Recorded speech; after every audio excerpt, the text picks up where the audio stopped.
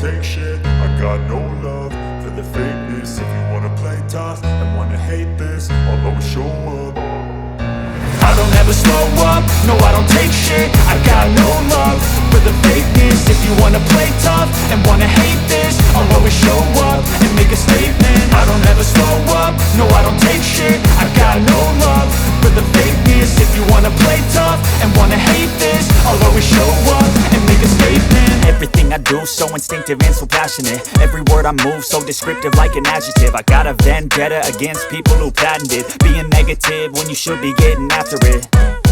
I got facts over tracks, this and that. Spitting slow, spitting fast. I could roast, I could gas. Think I'm okay at last, but I don't know if that can erase all the past. And the pettiness, a reflection of the emptiness. Hilarious, you think you're worth my time, you're delirious. Mysterious, because you hide behind a fake exterior. Inferior, you know I'll always be a bit superior. Get off of me, this ain't no humble brag. I want you to hear words, you can say them back. I want you to feel free from the chains at last, and to believe in what you got, it was built to last, yeah.